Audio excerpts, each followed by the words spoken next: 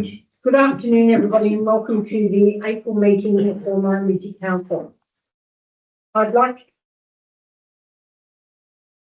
to acknowledging the country on which we're meeting, and we pay our respect to the traditional custodians of the lands and waters of Murrumbidgee local government area, and to all Aboriginal elders past, present and emerging. We are committed to honouring the continuing connection that First Australians hold to Murrumbidgee's land, waters and community as one of the oldest living cultures in human history. And in the spirit of open, accessible and transparent government, and to ensure this meeting is open to the public, this council meeting is being recorded and live streamed. The recording will be placed on council's website following the meeting. Okay, I will call for any apologies, please. No, Councillor Strawn. Okay, Apologies. any others? No, would somebody like to move that the apology for Councillor Strawn be accepted? Moved Councillor Curti, seconded Councillor Bryce. I put that. All in favour, please say aye. Aye. Those against? Carried. We'll move to the minutes of the ordinary council meeting held on the 24th of March, 2026. Would somebody like to move, please? Moved Councillor Saxton, seconded Councillor Bryce. That the minutes of the ordinary meeting on the 24th of March were a true and accurate record. I put that to the council. Those in favour, please say aye. Aye. Those against? Carried. Thank you. I remind council of any pecuniary interest. We had three. I think we have one. Two. Three. Which are tabled, and I remind councillors when the items of business come before the table, if they need to remove themselves, they do so. I will move to the Mayor's report. It's been a pretty busy time, and spent a lot of time on the road. Autumn is here and it's dry. Daylight saving is finished. Corn's being harvested. Sowing continues with fingers crossed for necessary rain. Global uncertainty and associated escalating costs make decision-making a significant challenge, coupled with the insecurity that determines the water availability and access for our irrigated agriculture. Our local government area and wider region are certainly feeling the burden of these cumulative and necessary inputs that make us sustainable. Agriculture is our key economic driver. Its production, coupled with the associated manufacturing and construction, accounts for 70% of our economy. We cannot underestimate just how important it is to our council area and the significant contribution we make to the food and fibre for our nation. The significant cost imposition of the fuel insecurity and availability will, of course, be an extra burden to our local council, one we must assume as a service delivery organisation. Life goes on. The Farrer by-election is consuming a lot of the airspace as we continue to hear from the 12 registered candidates. Is that the general public has deeply ingrained expectations that our electorate needs a loud, considered and convinced representative to be our voice at the tables of influence. Water, health, cost of living, renewable energy, aged care, early childhood education and local government sustainability, to name but a few. Our region is productive and displays amazing initiative and resilience, but we are jaded and fatigued and need our state and federal leaders to engage genuinely to ensure we are recognised and valued as we should be. We enjoyed beautiful weather over the Easter break and there were many opportunities to get out and about. The annual Royal Children's Hospital Golf Day on Good Friday in Murrumbidgee was again so generously supported, raising nearly $23,000. This amazing effort is such visible evidence that the 180 golfers, friends and family value highly this wonderful institution. Council staff and councillors attended the Transgrid Dinnerland Substation construction completion milestone gathering on the 31st of March. This truly impressive substation, its capability to conduct and transport and the interconnector infrastructure is a nation-building project. The scale is immense, as I'm sure, also is the financial investment. Our hope is that it can enhance and deliver the required energy to power our nation. The issue of the closure of the Collier licensed post office and the move to the aid is continuing to play out with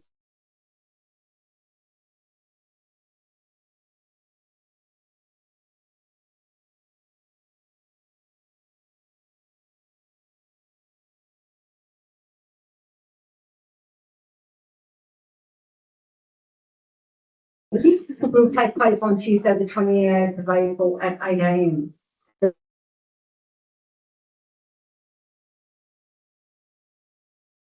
I attended the opening of the Country University Centre in Hay on the 15th of April. It was a red letter day for the community. Perseverance, strong advocacy and a sound belief in educating and growing your own can have amazing outcomes. A hard-working committee with their eye on the prize can achieve great things.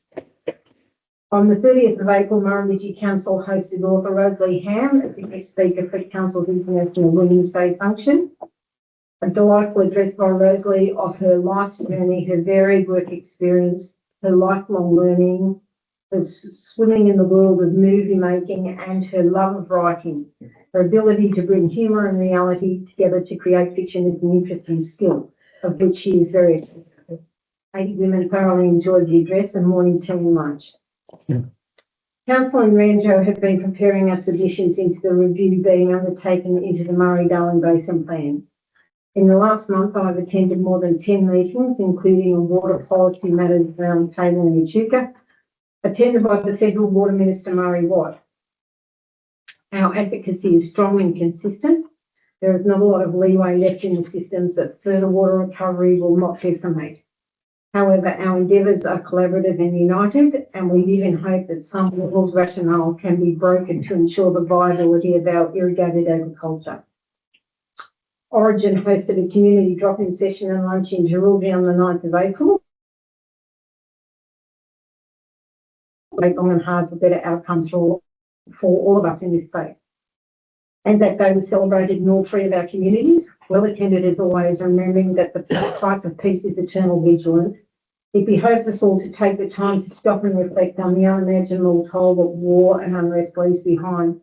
It makes us proud that as small rural communities we step up and acknowledge this annually. I attended a walk and yarn on country on the 23rd of April in Darlington Point. As part of Council's Developing Reconciliation Action Plan, we were guided and spoken to by Megan Wood, who gave us inspiring insights into her family's story and a knowledgeable tour of the Warringah mission site. There is so much history to be gleaned in this town and its surrounds. There has been lots of comment around the proposed council 4-day week. This will come before council again today. Council is working collaboratively with the Colliambly Preschool to ensure the transition to council operation and management is on track for the 9th of May.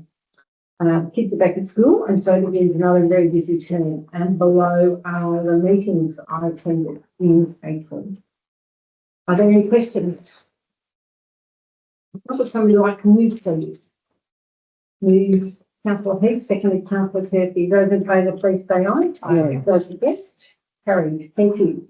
We have any delegates' reports? If not, we'll move to item number 1 in the business. Thank you, Councillor McRae. Jewellery office not quite finished yet.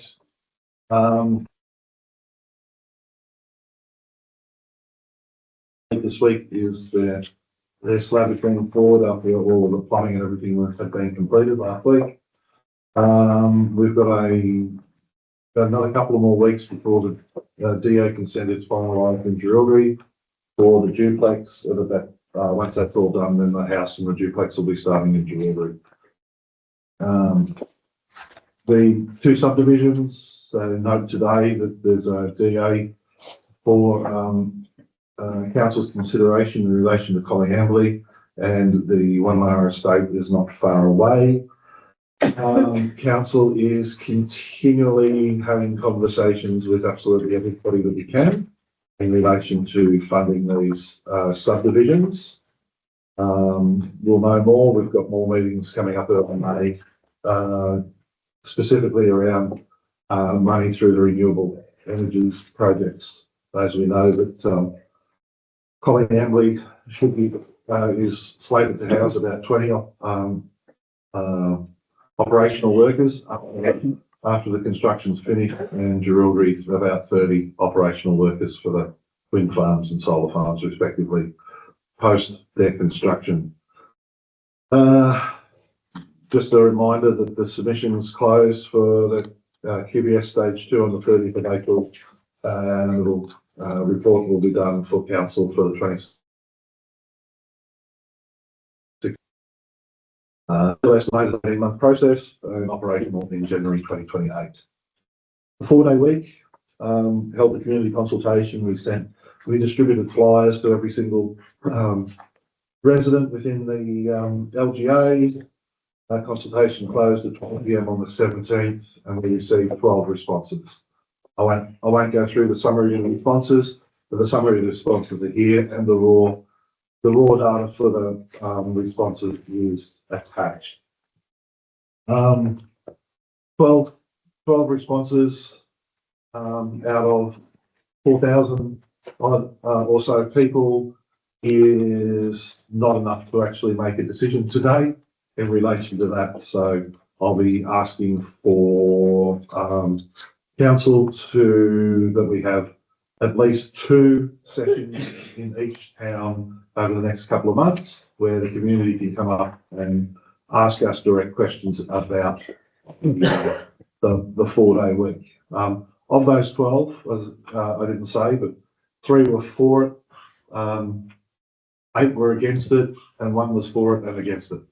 So it's just not a true enough representation to go there. And those that were against it, the rationale is not. That's why we go out there and explain a little bit further what the bad and the ugly is of it all. So before that, annual leave request, due to cyclone and flooding. But I took the opportunity to set up for a couple of days on the 13th to the 17th, and then I'm putting again for the 27th to the 31st, the 6th to the 21st of June, with Gary Stoll acting general manager for the period of 6th to the 21st of June will be my recommendation. The Drury Medical Centre, it was attached to your papers, was the new concept as they come out of the consultation we had with the doctor, the nurse, and the centre manager. Still haven't heard anything further from Murrumbidgee Local Health, but there's been a couple of people that have said, particularly one fella from Origin who knows the minister quite well, and since it's the medical centre is an Origin funded project, that he was going to reach out to find out when the possibility that the land could be sold to us. There was talk about putting a couple of motions up to the ALRA conference in June, and the council agreed to take forward in relation to the renewable energy in particular. As it turned out, the motion was closed on the 27th of February, but they haven't opened them yet for the local government New South Wales annual conference. So they were rewritten to take into effect more of a local state. The state body, we needed to push for the federal government to take play in the space as well for some of these things. So the three resolutions to go up are in relation to finance, develop contributions, and roads. So without reading through them all, it's just more in a way that we state in there that they've decided to put the renewable energy down here without much consultation or thinking of the community for what services and resources that we have. If they had, we would have told them that we don't have any place to house them. We don't have roads that can put up with it. Water and wastewater and solid waste. We don't have that to be able to deliver these projects. So where they've got all those things is in the city, but they decided to put it out here. So we're asking for them to to fund all of the necessary infrastructure for the state development that they've put down here, rather than local government council doing so without any increase in income to be able maintenance. The developer contribution, we also, in our 712 plan in the early days, it was one until the state government tore that away from us in any renewable energy, and they set a target of 1,050 for wind and 850 for solar per year over the next the life of the project, indexed at CPI. But as it turned out, the projects doubled about 4 times what the cost was that they originally thought. And if they applied the 1% to that, then we would have had exceptionally more money than we'll be getting under the regime of the guidelines that the state government set up. And we have it up front. So we have it in our real dollars at this time. Yes, it's CPI across the time, but we could do a lot with it now that's needed right now. And the same for the roads. We built roads to take four vehicles that probably are going to take 300 passenger vehicles a day, twice a day, or 4 times a day. And then there's not only around about 2,800 oversized overmass loads that'll be coming through as well. So our roads weren't built for that. We don't have the money to pay for the ongoing maintenance of those things, as we learned that we didn't have any ability to when Transgrid was done, it was virtually said that there'll be a dilapidation report done at the so fix it back up at the end of the time. But when projects run for 3 years, there has to be maintenance done in between, right? So we're trying to fly back with policies and things like that. So those recommendations will be the council endorse them going forward. Murrumbidgee Basin Plan submission. Did up a submission for us along the same themes as most nearly everything. The buybacks, shut down the SDLs. I went a little bit more angrier than most everybody else because things aren't getting listened to. They're destroying the environment for the sake of the environment. The walking on country that Councillor McRae spoke about, we actually went down to the river's edge where where one of the paddle steamer wharfs were for the take the hay bales and things like that. The wharf's out in the middle of the riverbed, right? Because it's all been eroded away from them and their artificial floods to feed environments that don't need the water that they're sending down there. So they're destroying the environment to save the environment. They need to wake up to themselves. Actually called in there that they need to shut down the Commonwealth Water Environmental Holder. They're the greatest environmental vandals that we've got out there at the moment, and got no understanding of what needs to happen.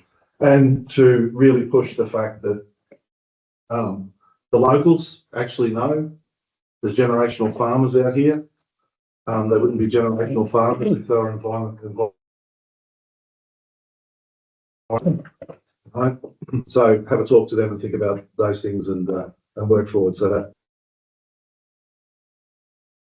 my movements coming forward. I just sit down there for council. So Councillor McRae, any questions? No, I have got a comment. Alongside council's submission to the CBDA regarding the review, which each council was encouraged to do, we've done a collective Ramjo submission that each council has contributed money towards, on top of we brought in some expertise from William Clare Miller, who has all history in the water game, and we also brought on board Ren who gave us the supporting data we needed also. So it's come at a significant cost. However, hopefully it gives some substance to the collective Ramjo submission. So yeah.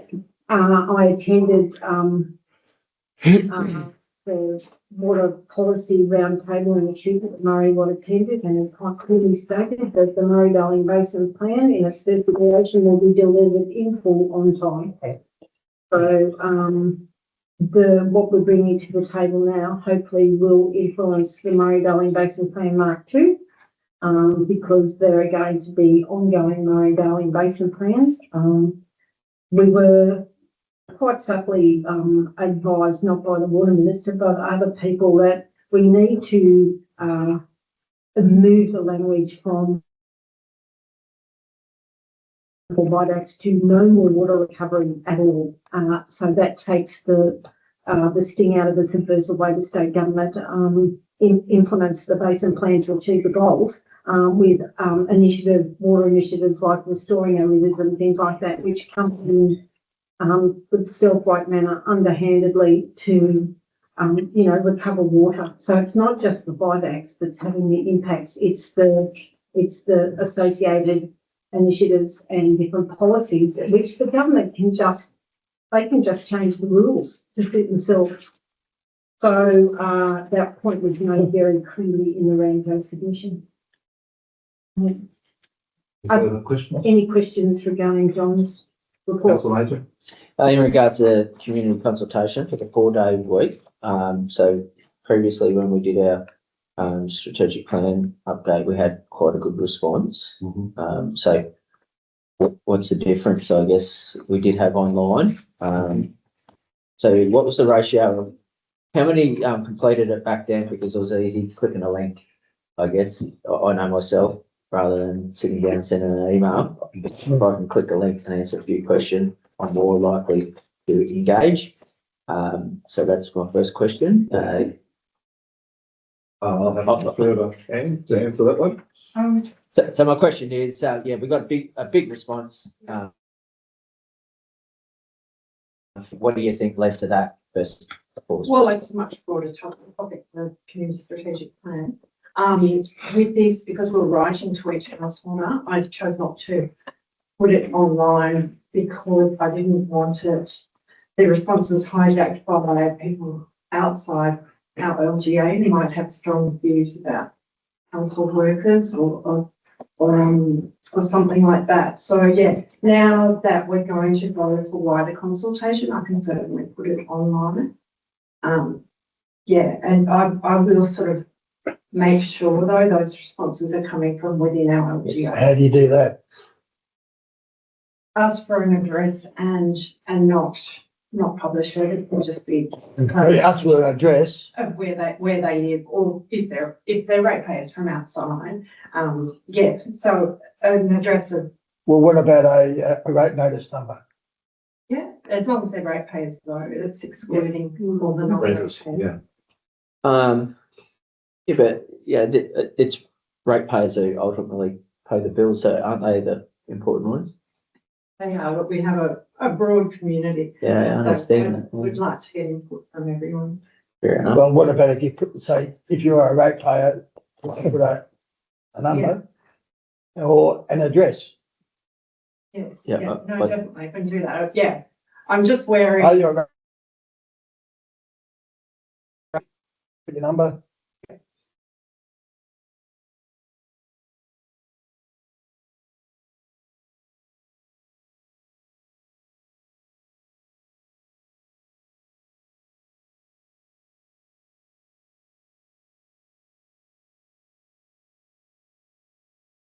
A couple of town hall or information sessions, what do you want to call them, at in each town would be.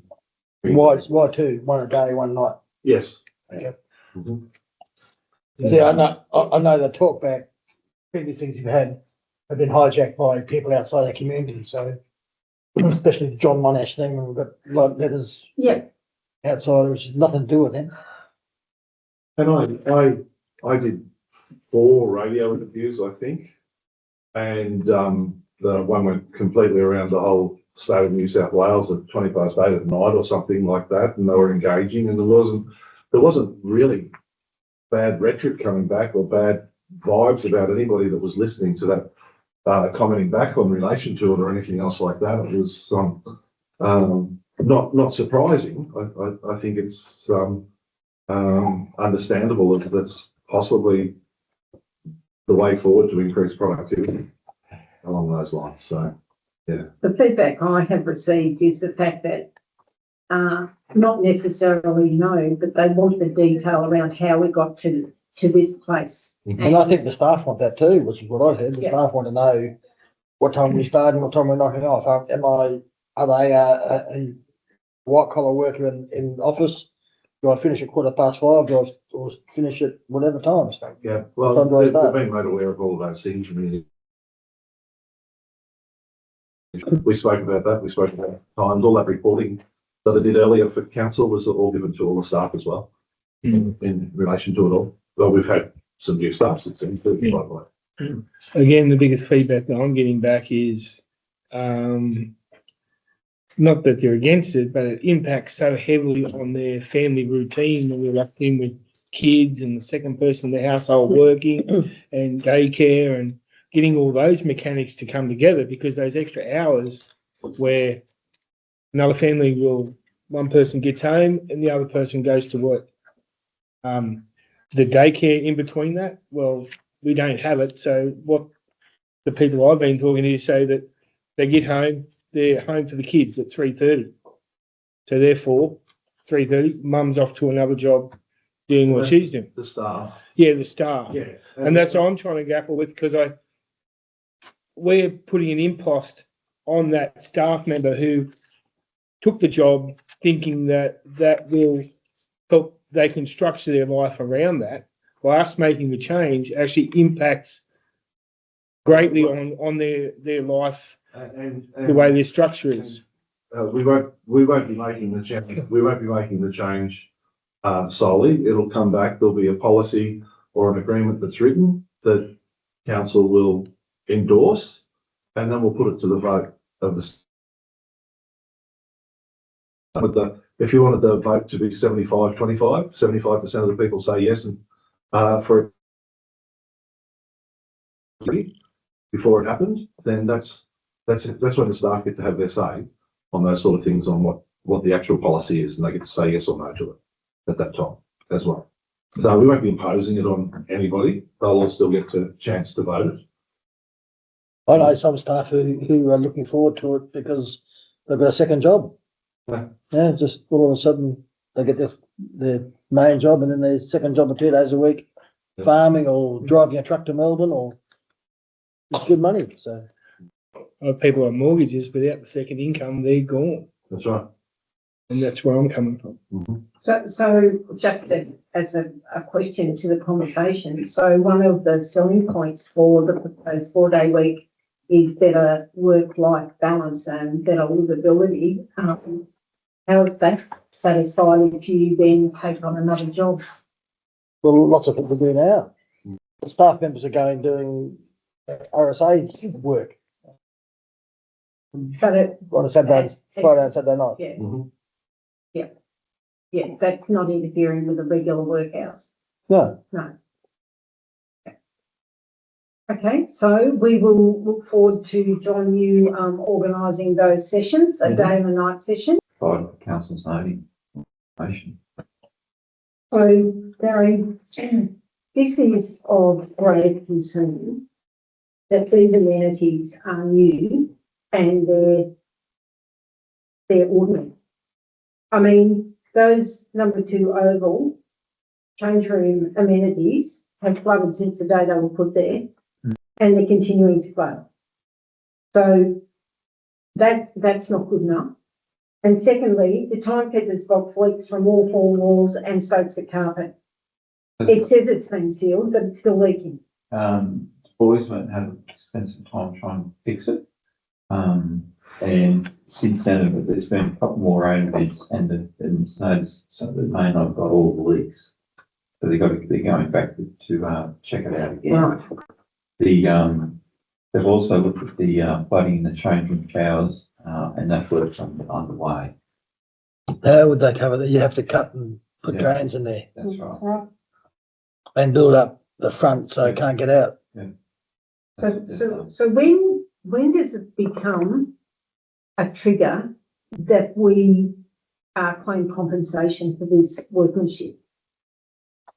Now, Because I think this is appalling. It has been since the day it was done, and So I was supposed to come back and fix it right at the start with that changing, because they identified it before Before they takeover. finished. That there was an issue, and Kennedy's was supposed to fix that before they left, and they didn't. Well, because we I mean- paid them before that. We did, Hell of a unfortunately. lot of problems. Oh, and we absolutely need to make it usable we're in the football season now and whatever. But I just think this is going to be a saga that dogs us as a council forever unless we actually call to account the shoddy workmanship. Because that's what it is. We have significantly reduced the list of stuff that they have undertaken a lot of repairs. Yeah. And maintenance, so we can get. So do we have a list of what councillors had to spend? Well, when we find a good lawyer, John, I think, I actually think we need to put it back in there, Yeah, right in front of them. Yeah. Because I just think otherwise this will be an increasing liability to council and it's new work. It should not have this level. they've of- treated us like a joke from the I'd start. just say it's not a discussion to have, that would be more a discussion to have in closed business. So, in relation to this, Okay. please. All right, well, would somebody like to move that the minutes, of the Collingwood Sports Precinct Youth Group meeting be noted? Somebody move councillor Murphy, second councillor Heath, those in favour, please say aye. It's carried. Thank you. Item 9 is the monthly investment report for March 2026. So once again, nothing particularly out of the ordinary to report. At the end of the month, we had just over $27.5 million invested. All of our benchmark, all in accordance with all of the policies and regulations and all that kind of thing. So just recommend the council note the report. Okay, would somebody like to move councillor Secretary, second councillor Murphy? Are there any questions of Clayton? If not, the recommendation will read that council note monthly investment reports identifying all money council has invested under section 625 of the Local Government Act 1993. Those in favour, please say aye. Aye. Those against? Carried. Thank you. Item 10, please. Thank you, through you, Madam Mayor. Item 10, with the development applications approved by staff and delegated authority for March 2026 and presented to council for information and noting. Okay, which one would like to move? Move councillor Murphy, second councillor Stephen. Are there any questions of Gary? Great to see, Gary, that 6 Giga and 4 Giga Street are underway.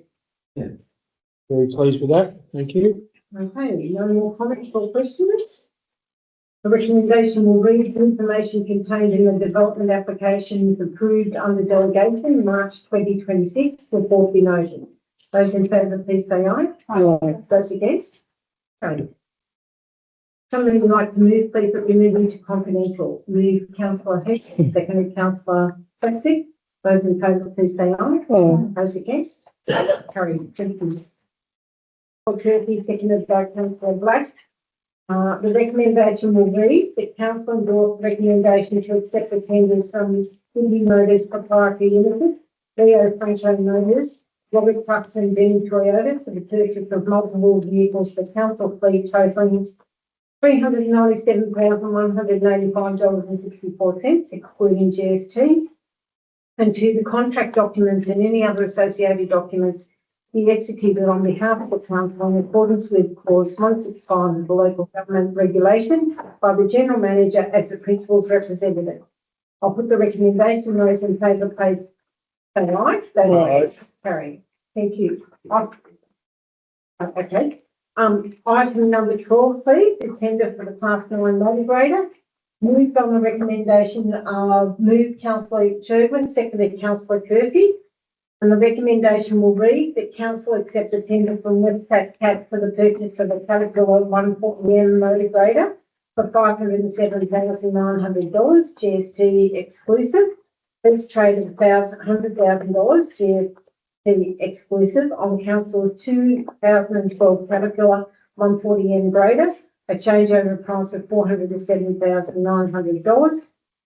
And two, the contract documents and any other associated documents be executed on behalf of the council in accordance with clause 165 of the local government regulation by the general manager as the principal's representative. I'll put the recommendation. Those in favour, please say aye. Aye. Those against, carried. Thank you. And we move to item 13F, the Audit Risk and Improvement Committee's annual chairperson's report. I move this report for noting. Moved by Councillor Major, seconded by Councillor Heath. And those in favour, please say aye. Aye. Those against, carried. Thank you.